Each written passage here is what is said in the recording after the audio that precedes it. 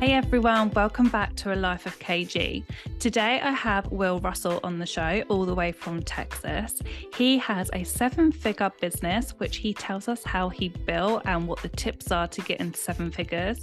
And he also teaches us his 5-step launch process. So without further ado, here he is.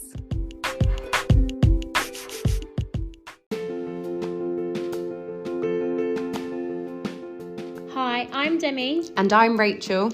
We are two friends who joined forces in 2020 to create Lash and Brow Lab, a specialist lash and brow salon in Battersea. Lash and Brow Lab is the home of our combined 10 plus years of expertise, where our sole aim is to offer you bespoke top-tier treatments that make you feel truly special. Follow us on Instagram at Lash and Brow Lab Clapham. Or check out our website www.lashbrowlab.co.uk. Will, welcome to the Life of KG. How are you? Thank you. Thank you for having me. I'm doing very well. Thank you, Katie. How are you today? Yeah, I'm good, thank you. Thanks for joining me early in the morning because you're all the way in Texas. My pleasure. Yeah, 8 a.m. here right now. So it's bright and early, but it's a good way to kick off the day. Oh, definitely, for sure. So tell everyone, what is your background? Introduce yourself. What do you do currently? Sure. So my name is Will Russell. I currently run a launch marketing agency. So we at Russell Marketing, we help startups, early stage entrepreneurs launch new products, launch new businesses, using a 5-step launch system that we created. Prior to this, I've been involved in launches most of my life. My first job was focused on launching new websites. Following that, I moved into a space where I was launching and acquiring attendees for events. And then following that, I decided to move into the world of entrepreneurship and start my own business. So it wasn't until I decided to do my own thing and started working more clearly with entrepreneurs that I realized most of the work I'd done to date in my career had been launches, and I was able to connect those dots. And so taking that launch experience from the media space and then moving into a nonprofit space and then taking that experience again into the startup space, I provided just a really broad overview of the concepts and the strategies needed for any sort of launch. And fortunately, that allowed me to build the business I have now and create a good system around it. I guess there's lots of people that have zero idea about how to launch. So that's where you come in, right? Yeah, that is. I mean, how to launch is such a big question as well, because in my experience, I've just seen very little resources for new entrepreneurs. I mean, perhaps it's the same in the UK, but certainly in the US, when I began launching my business, I've launched a few, but launching any of them, especially the first one, there's just so many questions around operations and the legalities and this, that, and the other. And so, yes, someone comes to us and they want to launch, and our speciality is essentially acquiring their first customers because we're a marketing agency. However, I think all in all, the partnerships we have and the people we work with, it can be a lot broader than that, because there just aren't the resources available for a lot of entrepreneurs to understand even basics like logistics and shipping and payment processing and all sorts of stuff. So most entrepreneurs, we're focused on the marketing and what we're doing from an acquisition of sales standpoint. But as a consequence of being in this space, there's quite an array of questions that come our way, and we do our best in guiding people on the steps. So before you started business, did you have guidance on how to do that? Are your parents entrepreneurs? No, it was that was a challenge. I remember in my first year, I was invited to be on this kind of like brainstorming or research program, which a friend of mine was running. And the ultimate question was, how can corporations, in this case, it was a bank called Wells Fargo, how can they better support people starting businesses and entrepreneurs? And the biggest takeaway from that whole weekend was there's no cohesive, coherent guidance, really. There's lots of opportunities you can work with coaches or mentors. That's certainly one avenue. Over here in the US, there's a number of different programs called like SCORE, for example, where you can kind of get your footing. And then here again in the US, there's lots of local resources, local governments, local towns who can support you, at least with some high level guidance on, okay, what's my step number one? How do I even incorporate a business kind of thing? But by and large, I just don't think there's enough of that support out there. And for me, it was do what I can, try what I can, fail, miss things, and just learn as I go, really. And I was actually, the other day, I was taking some notes on a flight, and I went back to the start of that particular notebook, and it was the first early pages were notes I was taking to myself when I first started the business. And it's just funny looking back on it. I think one of the pages was when I had a phone call with an insurance agent on business insurance and liability insurance. And the questions I have, just show a complete ignorance into any of it. And that's fine, but it was interesting to look back on that now and see that literally I was just completely winging it, like I think many people are. And you work out how to do things by making mistakes. You hear about winging it all the time. I mean, a part of my company is coaching businesses, and you get so many people that come to me that go, I just feel like I'm winging it. I just feel like I'm winging it. But there isn't any Yeah. rule book, is there? Like, we do just learn on the job. Yeah. And that's you bring up a very good point. I think that's one of the biggest lessons I think I've learned is exactly what you say. There is no rule book. It's not, people who you see as very successful entrepreneurs, they haven't got some sort of cheat document. They haven't got some sort of, special skill set. Really, they're determined, they persevere, they work hard, and they have some sort of belief or passion in something, and they work out all those little hurdles they need to get past. They don't, and that's just the same whether it's me or you, or I guess even Elon Musk when he was starting. There was no rule book, and we're all just doing our best with the information we have, and just persevering. Definitely. And seeing as you started winging it in business, you've done pretty well for yourself, because in the 5 years you've made a 7-figure business. So you say there isn't any rule book, etc. But what's helped you get there in business? What's your secrets? Yeah, it's a great question, because there's so much generic advice out there, and it can be hard when you're reading generic advice to apply that to your particular situation. But the truth is, a lot of that generic advice is true, and things like working hard and persevering and kind of accepting failures as a step forward rather than something you should then just drop and forget about. The mentality, I mean, the being comfortable, being uncomfortable, certainly in early entrepreneurship is a big one when it comes to things like finances. So I don't think there is, like we say, a cheat pad or a secret. In my case, I think there's always a sprinkling of luck in there. I think, as I said a moment ago, the career trajectory I had sort of happened all to lead towards this kind of launch concept and this knowledge around launches. And I was able to then transition that into a very specific expertise, which fortunately there's not that many companies out there who do what we do. So it wasn't a super competitive space.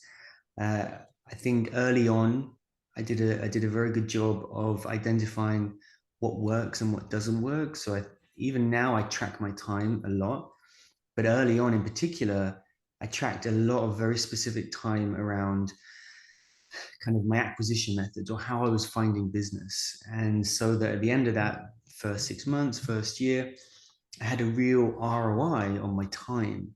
And I think that was a big deal because, certainly early on, I found myself, I did everything, cold emailing, networking events. And within 6 months of tracking that time and seeing what it delivered, I was able to see, Will, you suck at networking events. Stop going to networking events. So I think the ability that I had to track and understand what worked and what didn't work, and just the focus I had on doing that from the get-go really helped push me in the right direction. And if you have that, I guess, organization and preparedness, and like we said before, like commitment and perseverance, then if you keep pushing, you're gonna end up on the right path, and you're gonna end up surprised and kind of astonished at yourself at kind of how far you've come and what you've been able to achieve when you look back in hindsight. So no secrets, just I was just committed. I was determined to get it done. I really wanted the lifestyle of an entrepreneur, and I made sure that I was just every day doing the things, checking off the list that would make it happen. First thing I tried, it failed miserably. I tried to create these training courses, and that didn't work at all. I sold one course in about 6 months, and so obviously that wasn't great, but I transitioned, decided to turn it into more of a service-based business, working with individual businesses rather than more of a training capacity, and it worked out well. So just that perseverance and willingness to move into things that I wasn't comfortable doing, checking all those boxes just puts you on that right trajectory. Definitely. Would you say that there's anything different in the way that you have to work, or the team that you build, or anything like that, from being a 6-figure business to a 7-figure business? Or is it just the same that you just grew, or did you have to implement anything different just to get to the next stage? No, I do think there's a transition there. I think there's a couple of transitions when we think about something like that. You've got a lot of solopreneurs, and they've got their own individual businesses, and maybe they have a couple of freelancers working with them. And I think when you're working like that, certainly that's how I started, you can get yourself up into the 6-figure range, maybe low 6 figures, and feel good about that. Once you want to go to the next level, upper 6 figures, I do think you have to, at least I had to hire and create an infrastructure that allowed that scale, because as a service-based business, there's just only so many hours in the day for individuals.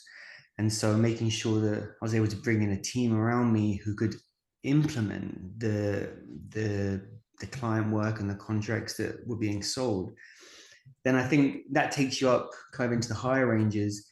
And then I think the next step I saw then was operationally. It was really challenging to go to push up from that high 6 figures into 7 figures, because I felt that was really the point when I had to build a team with team members focused solely on the internal infrastructure of the business, and not on client work, or not on sales, or not on revenue generating activities. And so having someone who's not you take responsibility for the operations, for how the team is structured, for things like internal processes, or team onboarding, all these bits and pieces that maybe don't directly generate you revenue and don't directly grow a business, but in order to have a larger successful business, you need to have these pieces in place. Because I do think, I don't know how you feel, but I feel like once you get into the higher 6 figures, that's when things start getting away from you, and you can't see everything and control everything. And so you have to have the people and the infrastructure in place to ensure everything keeps moving in the right direction. We definitely found that you do otherwise just lose control, but I think you have to be okay with losing control and handing that over to other team members, or people that are even better than you at what you do, so then you can work on other parts of the business and carry on growing. Otherwise you can't be all things to all people, and you can't do all the jobs just yourself. It's still a struggle though, right? I mean, I still struggle with that every day. That is the tipping point also, where you have to make a decision, I feel, between quality control and scale, because a consequence of growing, like you say, is you can't control everything. And most entrepreneurs probably want to be in some level of control. It's their business, it's their baby, it's what they've created. And so it's a very difficult, because just, at least in my experience, by growing and growing a team, you're going to start getting criticism because the quality control drops a little bit. There's going to be mistakes, errors are going to happen, processes aren't clear. And so that's when you start getting negative feedback in certain areas, I think, and really having to, again, like I say, work on kind of the operational side of the business and make sure every process is really fine-tuned. Otherwise, the more you grow, the more people that come on, the more issues and errors that are going to occur as you kind of, the work moves away from you as the founder. Do you ever get to that point? I mean, you've scaled massively, but do you still ever get to that point where you're like, I'm done, I just want to go back to it just being me? Yeah, all the time. Yeah, I never would, however, because I don't, the purpose, the reason I did what I did in setting up a business was because I don't want to be working all the time and I want to have my own schedule. And I mean, I guess you could be an individual consultant and work out a business model that gives you more free time. But generally speaking, if you're on your own, you are responsible for everything from any client, blah, blah, blah. And you tend to be the one on call all the time. So that's a reason why I wouldn't go back to being a consultant or being an individual freelancer or working on my own. However, I don't know what you're seeing, but this year for us, e-commerce in 2022, it's been a tough year. You know, it's been really tough for a lot of our clients. Consumer spending's dropped a lot. Obviously, the economy worries in many countries. And so it certainly has, you know, when you look at your payroll and you look at what's going on, one of the most obvious answers is, okay, well, if I just go back to myself, my profit margins increase substantially. But for the long term, that's I think a quick fix and not really a long-term solution for what I want from the business. So I can't see myself doing that, despite the attraction. Yeah, definitely. I love the freedom too much. Yeah, exactly. And you know, having other people that can support you, and you know, you've got your business that seems to have your name in it, eponymous, and mine is too. And it's just an amazing feeling, I think, to have other people building and representing and supporting and being part of the force that pushes your business forward.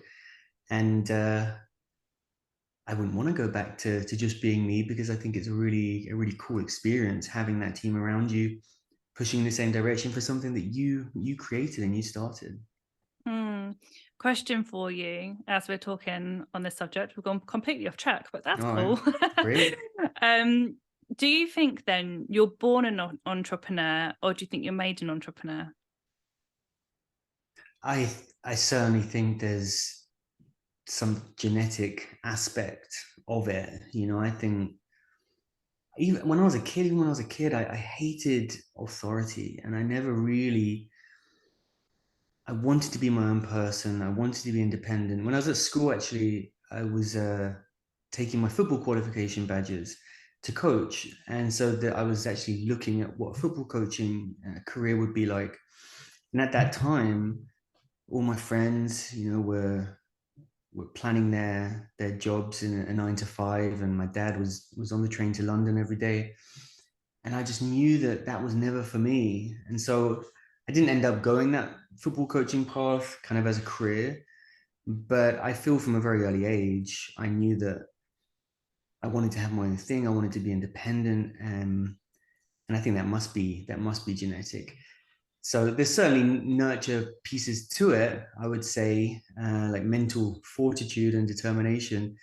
But I do think a big part of it is you're just born wanting to create something, I guess. Yeah, I agree. I definitely agree. I think you're born in it the way that you are as a natural person, but obviously you learn still along the way. But Yeah, interesting. Well, you started your first business young, right? You were in your 19. teen. So have you ever worked for someone else? Yeah, and I lasted 2 weeks. Okay, so you had that experience and you were just like, no, this isn't for me. I could not do it. There was just, it's not that I couldn't deal with someone else telling me what to do, but I just always wanted something more. And my brain just always had ideas. And I loved just having these huge visions of what I wanted in business. And the only way I could do that was work for myself. I also feel that because I had the whole leaving school, no qualifications, I left school really early. I felt that I could only really had two options: work for yourself and fight and learn, or I'm going to go and stack shelves somewhere in the nicest possible way. And that wasn't for me. So I didn't really feel that I had an option other than to do something for myself for the lifestyle I wanted. But at the same time, there isn't anything that I'd be like, oh, well, if I did finish school, I'd like to do this. So I Yeah. truly believe I was naturally born an entrepreneur. I just feel like I'm wired very differently to other people. Yeah, fair enough. Yeah, I agree. I do hear you talk about the 5-step launch system, which I know has helped your clients personally turn over 20 million during one launch. Can you talk us through that step system? Certainly, yeah. So this launch system came into existence, I suppose.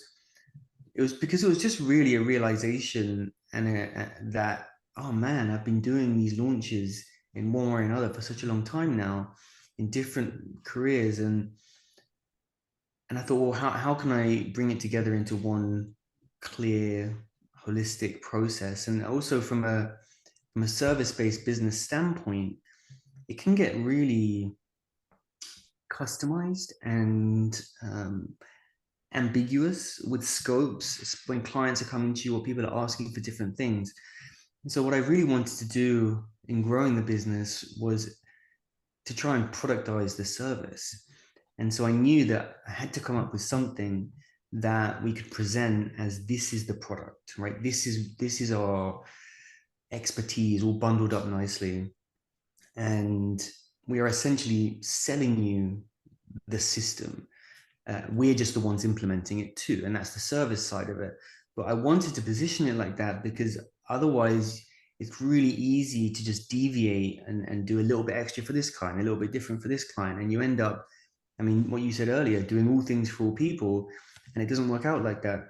So the system kind of came into play, and it was originally it was 4 steps, and now it's 5 steps. And the one we added at the start is validation. So now we start off every launch with a validation period, which is essentially about collecting purchase intent, not just interest, but actual buyer intent around a particular product offer. So if someone comes to us and they want to launch a beauty product, we're going to put that product through a validation period where we're going to collect purchase intent from the potential customers, and also feedback from those potential customers.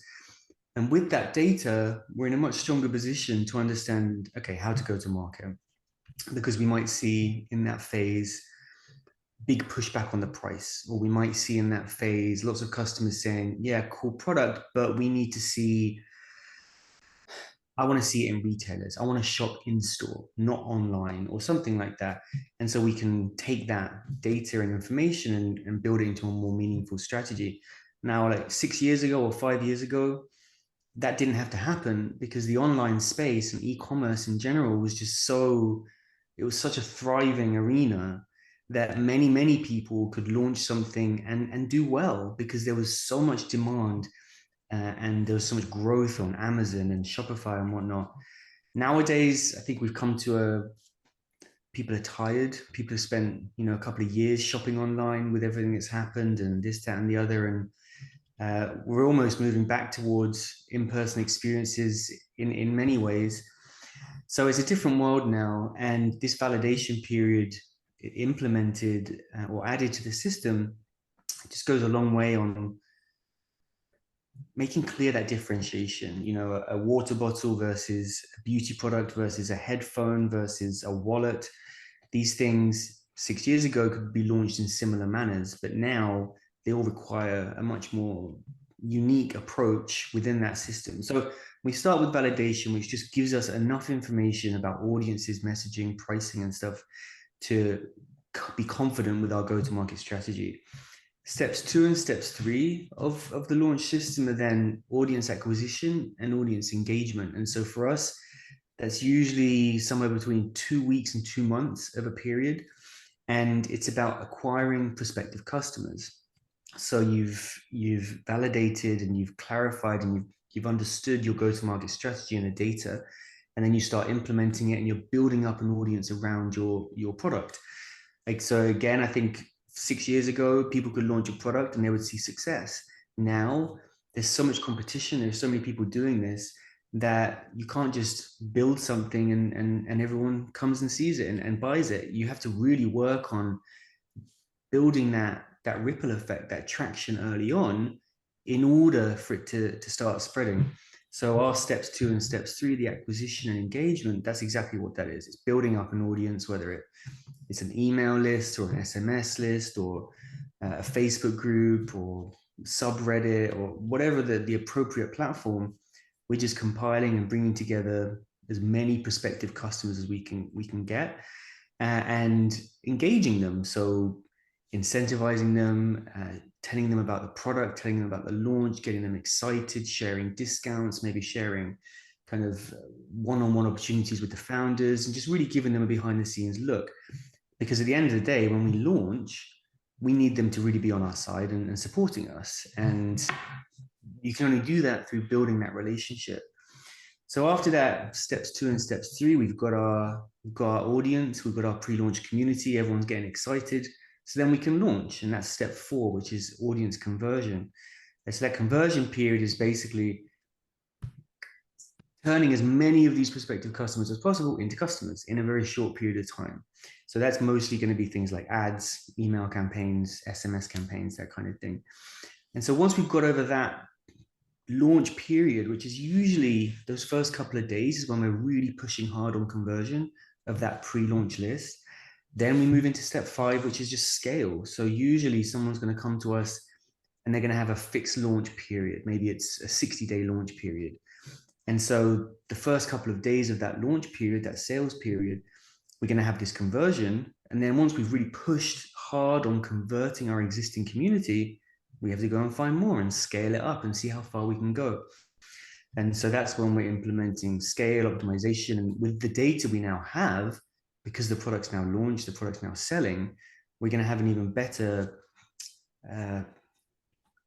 understanding of where to grow, where to scale, what channels to use, and so on. So validation, audience acquisition, audience engagement, audience conversion, and scale are the 5 steps of that system. And by and large, it will take most of our clients somewhere between 4 and 6 months to move through that process. And by and large, it ends up successful, not always, but the validation and that early testing period, exists in part to create that go-to-market strategy, but also, to give the entrepreneur advance warning if we just don't think this is the right path. And, not every product is going to be successful. And so by doing an early validation period, we can get that data very, very quickly and present that to the entrepreneur very, very quickly and give them the choice. How do they want to keep moving forward, even though they're seeing kind of acquisition costs that will be crazy high? We give them that warning, that message. And for some, they're going to step away. Others are going to continue. But the whole idea with that is that we can give them a chance to step back and save money and save time and not invest in 6 months of a big launch when they could have, we found out after 2 weeks, hey, this probably isn't quite the right path right now. Yeah, I bet that can be quite an awkward conversation to have with some of your clients, can't it? It's horrible. And, it's a tough space because every entrepreneur comes in with big dreams. And of course they have to. That, we just spoke about how important it is to persevere and be committed. And it's funny because there's, that's to an extent, there's only, if a product is not going to sell, there's no amount of determination, I mean, let's say within reason, that's going to make it sell. And so you've got this interesting dichotomy where the entrepreneur is inspired and passionate and determined and really wants to move forward. But then you've also got this other, and you want that, you need that in the client. But then you've also sometimes got a situation where you need them to be rational and realistic and understand. And so you see a lot of entrepreneurship advice, which is just keep moving forward, keep swimming, like Dory, keep swimming, keep swimming, keep swimming. But you can't keep swimming, like gambler's fallacy. You can't keep swimming until you have no money left, So it is a tough conversation. And I would say it's also tough for us to try and position that kind of statement when we've been working on something for a few weeks and maybe they've been doing it for a few years. They can think, well, who the hell are you to do that? And obviously we have the credibility, I think, and we have the history and the track record to say we're a trustworthy team and you should believe what we're saying, but people are people, and so more often than not, I would say as an entrepreneur, if we come to them and we say at the end of validation, hey, this data isn't looking good to us, we think there needs to be some big changes here, here, and here. This probably isn't something we can work on anymore because we just don't feel like we can get you results. More often than not, they will move forward anyway with the same plan of action and be unsuccessful. So we know and we feel confident in our analysis, in our reporting, but there's a very big difference. Humans aren't always rational, and so they don't always look at the data. And so, yeah, we are in a position where even though we sometimes think, or we know, we feel very confident, we're giving the right advice. We're helping this person or this team. If it's not something they want to hear, they're going to, point the finger at us and not the data. And that's a difficult position to be in as a service provider because even by helping people, you end up disappointing them sometimes. Definitely. When it comes to our listeners, lots of them will be salon owners, those that want to be salon owners. They might be launching their own products in the beauty industry. They might be launching a training program. They might not have these like huge budgets. So if they were launching a new business or a new idea within that industry, what would your advice be to them? So I mean, the first big piece of advice would be, just to make sure that this product has a good market fit and you're pricing it at a price that will sell, and just having that early market validation that this is a path to pursue and invest time and money in. Now, past that, I would say, especially for people with low budgets, I would really think about how you can sell product prior to manufacturing product. So something we see more and more of these days, and something most of our clients are doing, is some sort of pre-order strategy. So they don't actually have product in hand to sell.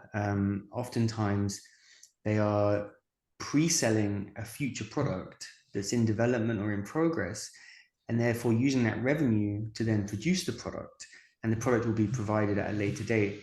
And whether that's selling a product at full price, let's say 6 months before it's actually available, or whether it's maybe taking deposits on that future availability, either way, that kind of method allows you to start bringing in cash flow and bringing in revenue to produce and to continue marketing the product without having to lay out a lot of cash on inventory, for example, too early. So I guess once you validated the product, if I had a small budget, my next step would be really understanding or thinking through, okay, how can I start bringing in cash even though the product's not ready yet? And how can I create like a cyclical system where I'm only producing product as I'm bringing in cash?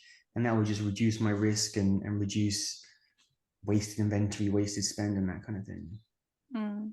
Yeah, great advice.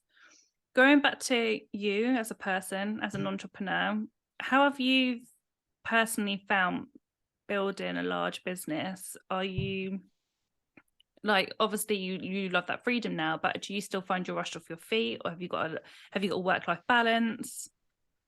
So I have a 6-month-old, and so this year I've struggled a bit more with balance. In general, I think I've done a very good job of creating that balance. And so I talked a minute ago about time tracking, and I still do it. So I can look back since the day I started my business and see how much I work every month on what I'm working on.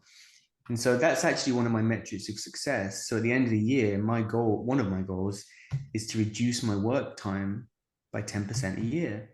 And so at the end of the year, I can see, and I was actually looking at this yesterday, and I'm gonna meet the goal, which I was surprised at. But that's a metric of my success. And so I'm purposefully creating a schedule, creating a structure, and forcing myself into that work-life balance.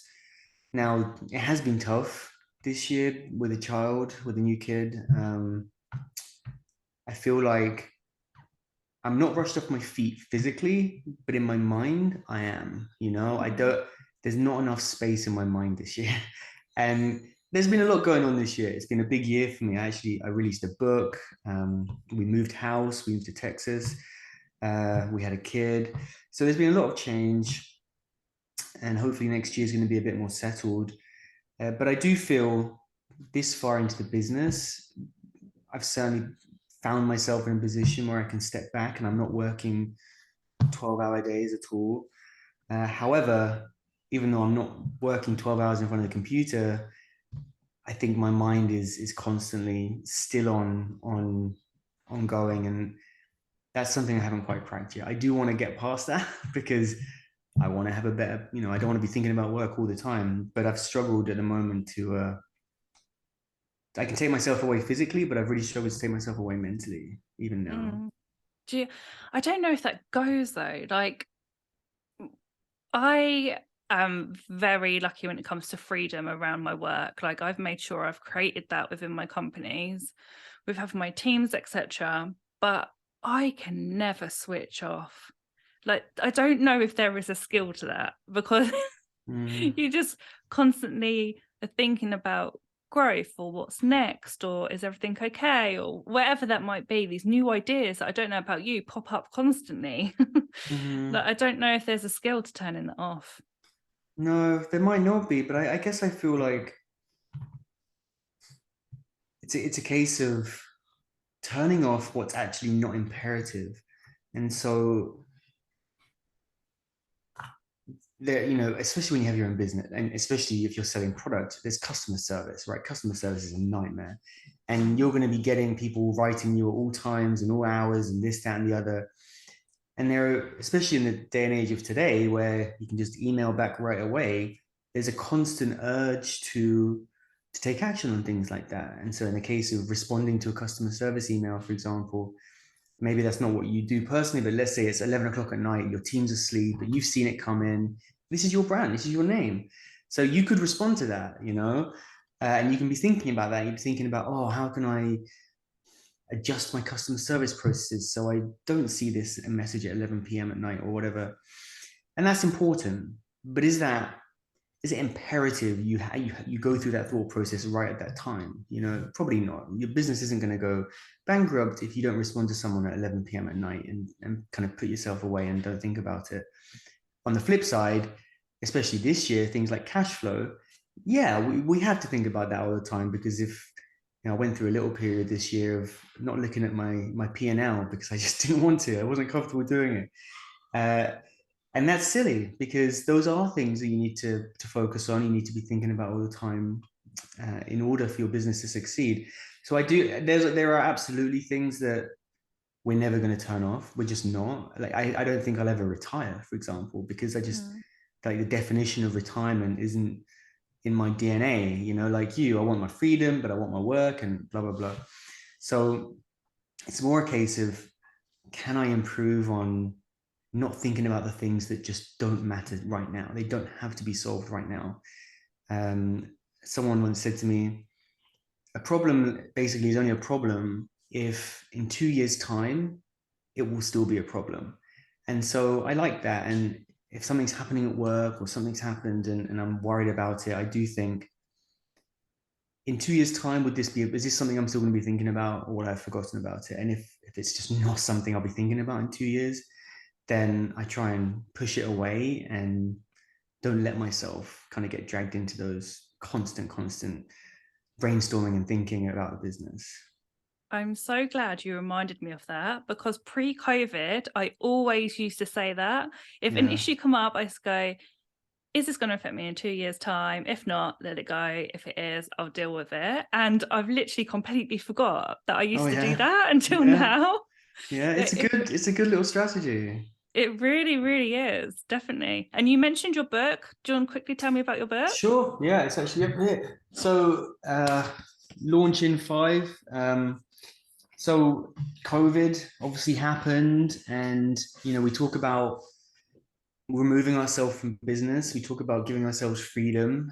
Something with a service-based business is it's based on human power, and that includes me. So I wanted to, as most entrepreneurs, get my fingers in a few different areas and start creating products, start creating other income opportunities. So COVID happened. We had obviously lots of time at home on our own, and one of the biggest pain points I see every day is just the number of people that will reach out to us who they don't have big budgets. And we have a team of, I guess, maybe 12 now, and just simply to have a team, you have to increase your costs, because you have payroll, and so it's a tough one. So when people come to us and say, well, I've got a couple of £1,000 and that's all I've got, and I want to make this work, that's not, they can't work with someone like us with that. And so I wanted to make sure there were better resources. We talk about resources at the start. This book's supposed to be a bit like a recipe book, really. So anyone can take it and move through the 5-step system that we use with our clients just on their own, and do it themselves. And so it's trying to tap into a market of people who don't have the budgets or the investment support to work with someone like us, and instead want to do it themselves. So yeah, the book Launch in 5 came out a month ago, actually, November 8th, and is available on Amazon and whatnot, and on our website. And it was a great experience. Yeah, it was a long experience. It was a hard learning curve, working in the publishing industry with people. But I mean, you're obviously ambitious, and to have something like that done and checklist and done is a pretty cool thing. Yeah, and that is a pretty fat book you've got right there. Well, I wrote it and it was 35,000 words, and then I try and get a publisher, and they all say no, it has to be minimum 50,000 words. So I had to fluff it out. But yeah, it's very easy to read, very digestible. It's got a good chunk of content there, a good number of pages, but it's not a book that you need to read the whole thing. You can definitely pop in and read certain sections, depending on what stage you are of your business. So obviously I speak for myself, but I highly recommend it to anyone thinking about launching a business or with any idea that they want to take that next step and they're not sure what it is. I think this book can provide a really affordable, easy way to start making those steps. We'll add the link in the show notes so people can go and check out that. Thank you. If people want to connect with you, where can they find you? Sure. So you'll find me on LinkedIn, Twitter, just Will Russell, or Russell Marketing, the company. From a website standpoint, russellmarketing.co is our website. You can take a peek at that. You'll find the book on there. You'll also find the links to the nonprofit foundation that we also work with there, which helps early stage nonprofits. And so, yeah, or you can feel free. Anyone is always welcome to email me. My email is will@russellmarketing.co, and I always respond. So whether it's you've got individual questions or whether you just want to take a look at what we're up to, our website, my email address would be great places to do that. Amazing. It's been an absolute pleasure talking to you. Thank you for sharing everything you've shared with us. I'm sure lots of people are going to take a lot from this episode, so thank you. Thanks very much. It was a pleasure.